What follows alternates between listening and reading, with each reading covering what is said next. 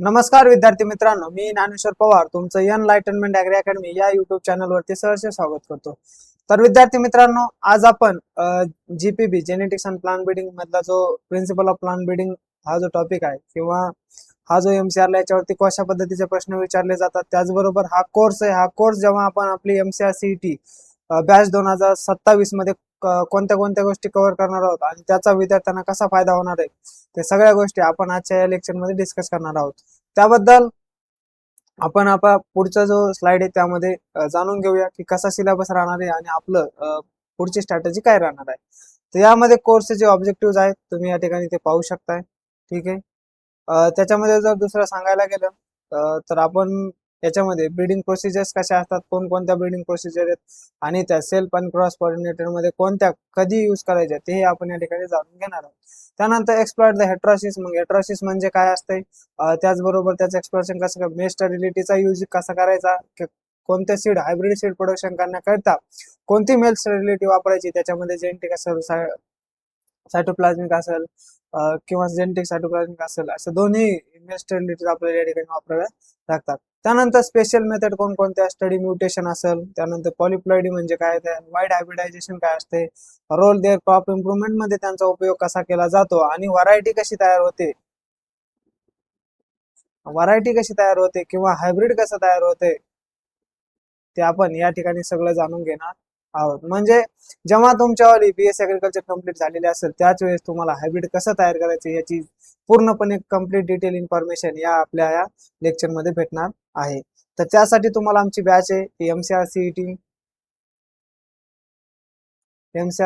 2027 ची जी बॅच आहे त्या बॅच मध्ये तुम्हाला एनरोल करायचंय आणि त्या संदर्भात तुम्ही तुमचं जे चॅनल आहे त्याच्यावरती आपण नंबर देतोय, त्या नंबरवरती तुम्ही कॉन्टॅक्ट करू शकता. ठीक आहे. तर त्यानुसार तुम्हाला ती बॅच आहे त्या बॅच मध्ये एनरोल केलं जाईल. त्यानंतर आपला आहे पॉप्युलेशन प्रोग्राम असते, know the various population improvement programmes आपल्याला या ठिकाणी जाणून घ्यायचे आहेत की ज्याच्या मार्फत पॉप्युलेशन इम्प्रुव्हमेंट कशा पद्धतीने केले जाते आणि फार्मरचं इन्कम व्हरायटीचं यील्ड वाढवून कसं केलं जाऊ शकतं. आता हा आपला कोर्सचा रोड मॅप आहे. बेसिकली आपण हा जो कोर्स आहे आपल्याला हा 4 पार्ट मध्ये डिवाइड केलेला आहे. त्याच्यामध्ये टोटल 18 टॉपिक्स आहेत आणि टोटल 30 लेक्चरच्या आसपास हे आपल्याला जाईल. ठीक आहे. त्यानुसार आपण 4 पार्ट केलेले आहेत. पहिल्या पार्ट मध्ये आपण फाउंडेशन ऑफ ब्रीडिंग बनवणार आहोत. त्याच्यामध्ये डेफिनेशन असेल, हिस्ट्री असेल, रिप्रोडक्शन, पॉलिनेशन असेल, याच्यावरती मॅक्झिमम क्वेश्चन विचारतात. याच एक्झाम मध्ये नाही तर येणार ऍग्रीकल्चरची कुठलीही कॉम्पिटेटिव्ह एक्झाम असेल तर या कॉम्पिटेटिव्ह एक्झाम मध्ये या पार्ट वरनं क्वेश्चन असतात, रिप्रोडक्शन आणि पॉलिनेशन. त्यानंतर ब्रीडिंग मेथड कोणकोणत्या, सेल्फ साठी असेल, प्युअर लाईन असेल किंवा पेडिग्री मेथड असेल किंवा आणखीन वेगवेगळ्या मेथड्स असतील त्या सगळ्या आपण या ठिकाणी जाणून घ्यायचं. इंट्रोडक्शन असेल, इंट्रोडक्शन मध्ये दुसरेकडून फक्त आपण प्लांट आणतो, सिलेक्शन मध्ये जे चांगल्या व्हरायटी त्या सिलेक्ट करतो, मास सिलेक्शन कसं असते, सिलेक्शन आणि मास सिलेक्शन मधला डिफरन्स काय आहे, ते कधी वापरायचं. ठीक आहे. त्यानंतर सिलेक्शन आणि हायब्रिडायझेशन, प्युअर लाईन सिलेक्शन असेल, बायोमेट्रिक्स असेल किंवा हायब्रिडायझेशन काय असते, पेडिग्री बल्क मेथड काय असते, बॅक क्रॉस कसा करायचा आणि बॅक क्रॉसनं कशा पद्धतीनं तुम्ही जेनेटिक रेजिस्टन्स प्लांट्स असतील किंवा हाय यील्डिंग व्हरायटीज असतील त्या कशा डेव्हलप करू शकताय तेही आपण या टोटल लेक्चर मध्ये जाणून घेणार आहोत. म्हणजे MSc ला जर तुम्ही उद्या MSc MSc agriculture plant breeding किंवा GPB या विषयाला जर तुम्ही लागला तर तुम्हाला सगळी जी इन्फॉर्मेशन आहे ती सगळी याच्यामध्ये आत्ताच समजून जाईल. कारण आम्ही जेव्हा ICAR JRF ची तयारी करायचो त्यावेळेस आम्हाला या सगळ्या गोष्टी माहित होत्या. त्यामुळे आम्हाला जेव्हा ब्रीडिंग हा विषय याच्यासाठी होता तर आम्हाला तो इझी केला होता. इनकम्प्लिटेबिलिटी म्हणजे काय असते, स्टरिलिटी काय असते, हेट्रोसिस काय असते, त्याच्यामध्ये मग सेल इनकम्प्लिटेबिलिटी, त्यानंतर male sterility, Hardy Weinberg काय आहे, हेट्रोसिस कसा असते, इनब्रीडिंग काय असते, इनब्रीडिंग डिप्रेशन्स काय असते. ठीक आहे. इनब्रीडिंग डिप्रेशन मुळे काय होतंय, त्याचा इम्पॅक्ट चांगला आहे की वाईट आहे ते आपण या ठिकाणी जाणून घेणार. त्यानंतर पॉप्युलेशन इम्प्रुव्हमेंट आणि स्पेशल मेथड्स कोणकोणत्या आहेत तेही आपल्याला जाणून घ्यायचं आहे. त्यानंतर सिंथेटिक कंपोजिट व्हरायटीज काय आहेत, रिकरंट सिलेक्शन कसं असते, त्याच्यानंतर क्लोन असेल, म्युटेशन ब्रीडिंग असेल किंवा पॉलिप्लॉइड असेल किंवा वाईड हायब्रिडायझेशन असेल, हे सगळं डिटेल मध्ये एक ना एक पॉईंट आपण या ठिकाणी कव्हर करून घेणार आहोत, ज्याच्यामध्ये तुम्हाला कुठल्याही पद्धतीची येणाऱ्या भविष्यामध्ये अडचण निर्माण होणार नाही याची खात्री आम्ही नक्की या ठिकाणी 100% तुम्हाला देऊ शकतो. तर अशा पद्धतीनं हे आपल्यावाला कोर्स व्ह्यू आहे. त्यानंतर जर आपल्याला पुढे पाहायचं फर्स्ट पार्ट आपण या ठिकाणी पाहूया. फाउंडेशन ब्रीडिंग डेफिनेशन आहे, त्याच्यामध्ये कोणकोणते टॉपिक्स आपण कव्हर करणार आहोत. त्या दृष्टिकोनातून जर पाहायला गेलं तर आपण यामध्ये बेसिकली आपल्या पहिल्या याच्यामध्ये आपण डेफिनेशन आणि हिस्ट्री स्कोप वगैरे असेल तर ते या ठिकाणी पाहणार आहोत. त्यामध्ये डेफिनेशन असेल त्याचे ऑब्जेक्टिव्ह काय काय आहेत, ठीक आहे. त्याची डेफिनेशन इथं दिलेली. त्यानंतर हिस्ट्री असेल, हिस्ट्रीमध्ये कोणत्या कोणत्या सायंटिस्टनं या ठिकाणी कॉन्ट्रीब्युशन दिलेलं आहे आणि भारतामध्ये कोणते सायंटिस्ट होते ज्यांनी सगळ्यात मोठं कॉन्ट्रीब्युशन या व्हरायटीज डेव्हलपमेंट मध्ये दिलेलं आहे. जसं की एम एस स्वामीनाथन असतील, एम एस स्वामीनाथन असेल, बर्लॉग असतील, या सगळ्यांचा आपल्याला या ठिकाणी स्टडी करायचा आहे. त्यानंतर लँडमार्क्स कोणकोणते आहेत, की माइलस्टोन्स काय काय झाले डेव्हलपमेंट आतापर्यंत, ठीक आहे. त्याच्यानंतर या ठिकाणी रिप्रोडक्शन आपल्याला बघायचं आहे, पॉलिनेशन बघायचं आहे. पॉलिनेशन मध्ये टाइप ऑफ रिप्रोडक्शन असेक्शुअल असते, त्याच्यामध्ये व्हेजिटेटिव्ह, अपोमिक्सिस असं सेक्शुअल रिप्रोडक्शन आणि ब्रीडिंग सिग्निफिकन्सेस काय काय आहे ते आपल्याला जाणून घ्यायचं. त्यामध्ये सेल्फ पॉलिनेशनच्या बाबतीमध्ये त्याचं पण क्लासिफिकेशन आपल्याला जाणून घ्यायचं. मेकॅनिझम असेल सेल्फ प्रोमोटिंग कोणकोणते की जे सेल्फ पॉलिनेशन होतात त्यांना पॉलिनेशनची गरज पडत नाही. त्यानंतर क्रॉस पॉलिनेशन, त्याचा mechanism cross pollination, open cross pollinated आणि क्रॉस पॉलिनेटेड काय डिफरन्स आहे तो आपल्याला जाणून घ्यायचा आहे. त्यानंतर जेनेटिक कॉन्सिक्वेन्सेस असेल, how to pollination mode shape population genetic structure आपल्याला या ठिकाणी जाणून घेणं गरजेचं आहे. त्याच्यानंतर आहे ते म्हणजे थर्ड ब्रीडिंग मेथड आणि त्याचे प्लांट इंट्रोडक्शन म्हणजे काय असते. क्लासिफिकेशन ऑफ मेथड्स आपल्याला पाहिजे, सेल्फ असेल, क्रॉस असेल, असेक्शुअल प्रोपगेटेड प्लांट्स मध्ये कसं असेल सगळं आपण. प्लांट इंट्रोडक्शन मस्त काय असते, प्रायमरी सेकंडरी इंट्रोडक्शन काय असते, हिस्ट्री आणि इंडियन एजन्सीज कोणकोणत्या आहेत जसं की national bureau of plant genetic resources ही जी दिल्ली आहे ही न्यू दिल्ली या ठिकाणी आहे. आणि तुम्हाला सगळ्यात महत्वाचं म्हणजे हे इन्स्टिट्यूट तुम्हाला ध्यानात ठेवणं गरजेचं आहे, कारण एमसीआर वरती याच्यावरती 2 क्वेश्चन तर फिक्स असतात, ठीक आहे. या टॉपिक वरती एमसीआर 100% 2 क्वेश्चन फिक्स विचारतात, ठीक आहे. त्यानंतर जम प्लाझम असेल, जम प्लाझम कलेक्शन कसं करायचं, जेनेटिक इरोजन म्हणजे काय असते, ते कसं जीन सँच्युरीज कशा तयार करायच्या जेणेकरून की चांगल्या क्वालिटीचे सीड हे आपण या ठिकाणी प्रिझर्व करू शकतो, किंवा प्लांट्स असतील ते आपण या ठिकाणी प्रिझर्व करू शकतो. त्यानंतर मेरिट डिमेरिट काय काय, त्याचा पर्पज कसा असते, प्रोसिजर काय आहेत, ऍडव्हान्टेजेस काय आहेत आणि लिमिटेशन काय आहे इंट्रोडक्शनला, ते आपण या ठिकाणी जाणून घेणं गरजेचं आहे. त्यानंतर दुसरा आहे ती मेथड म्हणजे ती म्हणजे सिलेक्शन मेथड. मग तिचे प्रिन्सिपल बघायचे. सिलेक्शन मध्ये मास सिलेक्शन आहे, ठीक आहे. Selection principle natural artificial selection असते. बेसिक कॅरेक्टरिस्टिक्स आणि रिक्वायरमेंट्स आपल्याला जाणून घेणं गरजेचे. की पॅरामीटर जर पाहिलं गेलं, सिलेक्शन इंटेन्सिटी, सिलेक्शन डिफरन्शिएट्स असेल, हेरिटेबिलिटी असेल, जेनेटिक ऍडव्हान्सेस काय काय असतात ते जाणून घेणे. मास सिलेक्शन काय असते, प्रोसिजर फॉर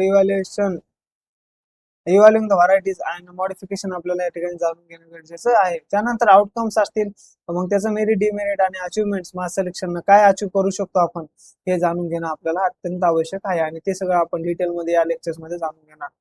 त्यानंतरचा महत्वाचा मुद्दा आहे सिलेक्शन असेल किंवा हायब्रिडायझेशन असेल, ठीक आहे. From pure lines to process building handling genetics variation तुम्हाला या ठिकाणी जाणून घेणं गरजेचं आहे. त्याच्यामध्ये प्युअर लाईन म्हणजे काय असते, मग प्युअर लाईनची प्रोसिजर कशी असते, प्युअर लाईन मधून आपण व्हरायटी कशी डेव्हलप करणार हे सगळं या ठिकाणी जाणून घेणार. जॉन्सनची प्युअर लाईन थेअरी काय दिली होती, त्याची कन्सेप्ट काय होती, सिग्निफिकन्स काय होता, origin of variation with in the pure lines आपल्याला जाणून घेणं गरजेचं आहे. मग प्युअर लाईनच्या मदतीनं आपले जे एन्शियंट होते त्या एन्शियंटनं कशा व्हरायटी डेव्हलप केल्या होत्या आणि त्यावेळेचं इन्कम कसं प्रोडक्शन या ठिकाणी जास्त होतं ते आपण जाणून घेणार. Characters of the pure lines, definition, features, role of progeny टेस्टिंगचा काय रोल आहे, प्रोजेन टेस्टिंग कशी केली जाते, त्यानंतर जेनेटिक बेसिस आणि प्रोसिजर काय काय आहे ते आपल्याला या ठिकाणी सगळ्यांनी जाणून घेणं गरजेचं आहे. त्याच्यानंतर कंपॅरिझन आपल्याला या ठिकाणी पाहिजे. मास सिलेक्शन असेल, प्युअर लाईन सिलेक्शन असेल, या दोन्ही मध्ये कंपॅरिझन काय आणि कुठली मेथड बेस्ट आहे आणि कुठली मेथड केव्हा वापरायची हे आपल्याला या ठिकाणी समजलं पाहिजे. म्हणजे तुम्ही जेनेटिक्स आणि प्लांट ब्रीडिंग याला जेव्हा एमएससीला जाल तेव्हा तुम्हाला या सगळ्या गोष्टीचं डिटेल मधलं नॉलेज असेल हे मी तुम्हाला नक्की सांगेल. भले मी प्लांट पॅथॉलॉजीचा विद्यार्थी असलो तरी पण माझी आवड ही जेनेटिक्स मध्ये होते, पण काही कारणास्तव त्यासाठी मी प्रयत्न नाही केला. नंतर मग मला doctor Rajendra Prasad central agriculture university Pusa या ठिकाणी माझा प्लांट पॅथॉलॉजीला नंबर लागला आणि मग मी विचार केला की आता जिथं लागला आपण तिथे घेऊ आणि पुढे जाऊ, ठीक आहे. त्याच्यानंतर आपल्याला या ठिकाणी बायोमेट्रिक्स म्हणजे काय असते, जेनेटिक व्हेरिएशन्स कोणकोणते असतात, बायोमेट्रिक्स त्याची डेफिनेशन ने अनालिसिस करण्याकरता क्वांटिटेटिव्ह क्वालिटेटिव्ह कॅरेक्टर्स महत्वाचा, एन्व्हायरमेंटचा रोल काय, क्वांटिटेटिव्ह कॅरेक्टर्स मध्ये इनहेरिटन्स मध्ये, कंपोनंट ऑफ व्हेरिएशन, मग ऍडिटिव्ह जेनेरेशन काय असते, डॉमिनन्स काय असते, एपिस्टॅटिक्स कोणती कोणती असते, तर हे सगळं जाणून घेणार आहोत. मग ते पॅरेंट लाईन असेल, ए आणि बी याचा क्रॉस केला मग काय होणार, हे सगळं आपण डिटेलमध्ये या ठिकाणी जाणून घेणार आहोत. त्यानंतर ऍडिटिव्ह डॉमिनन्स यांच्यामधला काय डिफरन्सेस आहेत ते आपल्याला जाणून घेणं गरजेचं आहे. त्याच्यानंतर हायब्रिडायझेशन असेल, हायब्रिडायझेशन मधलं जे युनिट आहे, एम्स आणि ऑब्जेक्टिव्ह आपल्याला जायचं आहे. Why the breeder hybridize create new genetic combination का तयार करतात, कारण मेन असतंय इन इल्ड, कुठल्याही व्हरायटी डेव्हलप करण्याचं मेन कॅरेक्टरिस्टिक्स असते ती इल्ड, आणि त्याच्यासोबतचे पॅरामीटर असतात मग डिसीज रेजिस्टन्स असेल किंवा पेस्ट रेजिस्टन्स असेल किंवा एन्व्हायरमेंटल रेजिस्टन्स असेल, आणि हे सगळं कंट्रोल करून आपण काय मॅक्सिमाइज करतो ते म्हणजे इल्ड. बेसिक पर्पज असतं ते म्हणजे इल्ड. ठीक आहे, मग बाकीचे कॅरेक्टरिस्टिक्स हे सेकंडरी आपल्याला पाहायला मिळतात.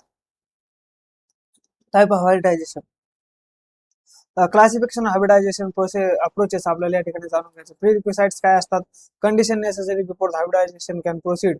त्यानंतर प्रोसिजर स्टेप बाय स्टेप्स आपण या ठिकाणी कशा युआर होतात आणि प्रोसेस कसे करायचे, मग ए लाईन म्हणजे काय, बी लाईन म्हणजे काय, त्यानंतर आर लाईन म्हणजे काय, सगळं आपल्याला डिटेलमध्ये जाणून घ्यायचं आहे. ठीक आहे, ही रिस्टोर लाईन असते, ए लाईन असते, बी लाईन असते, मग त्याच्यात मेल कोणती असते, फिमेल कोणती असते, डिटेलमध्ये आपण सगळं जाणून घेणार आहोत.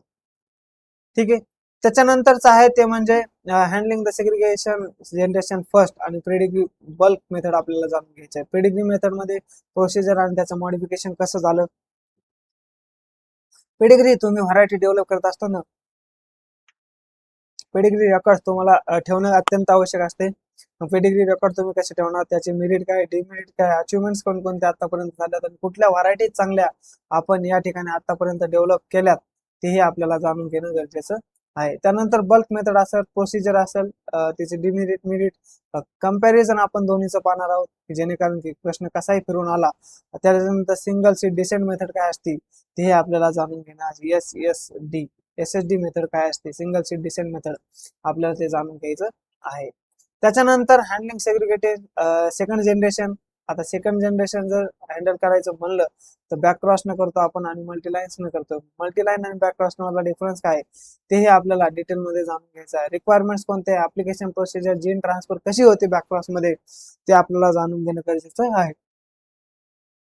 किती बॅक क्रॉस केल्यानंतर 100% किंवा 99.9% या ठिकाणी आपल्याला प्युरिटी किंवा जेनेटिक रेजिस्टन्स या ठिकाणी कसा मिळतोय ते हे आपल्याला या ठिकाणी जाणून घेणं गरजेचं आहे. त्यानंतर जीन ट्रान्सफर असेल, ट्रान्सफर सिंगल डॉमिनंट किंवा रिसेसिव्ह जीन, त्याच्यानंतर बॅकक्रॉस पेडिग्री यांचं कंपॅरिझन आपल्याला पाहिजे. मल्टीलाईन व्हरायटीज कशा डेव्हलप केल्या जातात, त्याची कॅरेक्टरिस्टिक डेव्हलपमेंट आणि आतापर्यंत कुठल्या अचिव्हमेंट्स आपण या ऍग्रिकल्चर मध्ये पाहिल्या ते आपल्याला या ठिकाणी जाणून घ्यायचे. त्यानंतर आहे सेल्फ इनकम्पिटेबिलिटी, मेल स्टरिलिटी आणि हेट्रोसिस, या तीन गोष्टी महत्वाच्या आहेत. ठीक आहे, हा आपला थर्ड पार्ट आहे. त्याच्यामध्ये सेल्फ इनकम्पिटेबिलिटी म्हणजे काय, त्याचं क्लासिफिकेशन आपल्याला पाहिजे. हेट्रोमॉर्फिक म्हणजे काय, होमोमॉर्फिक म्हणजे काय, गॅमेटोफायटिक म्हणजे काय, सॅप्रोफायटिक म्हणजे काय, हे सिस्टीम्स आपल्याला समजून घेणे गरजेचं आहे. मेकॅनिझम असेल self incompatibility, operate the genetic level कशा पद्धतीने होते ते आपलं ओव्हरकमिंग द सेल इनकम्पेटेबिलिटी जर असेल तर ती ओव्हरकम कशी करायची किंवा ती कशी निग्लेक्ट करायची किंवा त्याच्यासाठी पर्याय काय. त्यानंतर युटिलायझेशन, त्याचे ऍडव्हान्टेजेस, अचिव्हमेंट, क्रॉप इम्प्रुव्हमेंट मध्ये आपण त्याचा यूज कसं करतो. मॅक्झिमम सेल इनकम्पेटेबिलिटी आणि मेस्ट रिलेटेडचा उपयोग हायब्रिड डेव्हलप करण्याकरता केला जातो. ठीक आहे, हे तुम्हाला नक्कीच पुढे या लेक्चरमध्ये समजून जाईल. त्याच्यानंतर मेल स्टरिलिटी म्हणजे काय असते. ठीक आहे, त्याचे टाईप जेनेटिक, सायटोप्लाझमिक किंवा सायटोप्लाझमिक जेनेटिक मेल स्टरिलिटी, या तिन्ही मेल स्टरिलिटी आपण या ठिकाणी जाणून घेणार आहोत. इनहेरिटन्स आणि मेंटेनन्स आपल्याला जाणून घ्यायचं. How the male sterility is inherited and maintain by the breeders. त्यानंतर हायब्रिड सीड प्रोडक्शन आपल्याला जाणून घ्यायचंय. Then the utilization of male sterility lines in commercial seed productions and how they will be used this method for the hybridization of the seeds. Then it will be used how the limitations was and advantages त्याचे कोणकोणते आहेत आपल्याला ते जाणून घेणं गरजेचं आहे. त्यानंतर हार्टी वेनबर्ग लॉ काय, त्याचा लॉ कोणता, इक्विलिब्रियम ॲलर्स असते, genotype frequencies in random matting populations मध्ये कसा यूज केला जातो, फॅक्टर अफेक्टिंग कोणते, सिलेक्शन असेल, म्युटेशन असेल, मायग्रेशन असेल किंवा ड्रिफ्ट असेल ॲज अ फोर्स डिस्ट्रीब्युटिंग इक्विलिब्रियम्स. त्यानंतर relevance why the equilibrium concept matter in population improvement, तर ते आपल्याला डिटेलमध्ये जाणून घेणं गरजेचं आहे. त्यानंतर आता आपल्याला पाहिजे ते म्हणजे हेट्रोसिस. ठीक आहे. 30 कन्सेप्ट पण काय तर हायब्रिडायझेशन मध्ये आपल्याला हेट्रोसिस कशा पद्धतीने यूज केला जाऊ शकतोय किंवा हेट्रोसिसचा काय महत्वाचा रोल आपल्याला या ठिकाणी जाणून घेणं अत्यंत आवश्यक आहे. ठीक आहे. त्यानंतर हायब्रिड विगर्स कशा केल्या जातात, लक्झरियस म्हणजे काय असते, लक्झरियस म्हणजे काय असते, फक्त ग्रोथ. कोणती ग्रोथ, तर व्हेजिटेटिव्ह ग्रोथ. ठीक आहे. जर तुमच्या प्लांट मध्ये फक्त व्हेजिटेटिव्ह ग्रोथ जाणून घेत असेल त्याला आपण लक्झरियस म्हणतो. आणि मग हेट्रोबिल्डोसिस म्हणजे काय हे आपल्याला जाणून घ्यायचं, ब्रीफ हिस्ट्री याच्याबद्दलची जाणून घ्यायची आहे. हे तुम्ही ध्यानात ठेवा.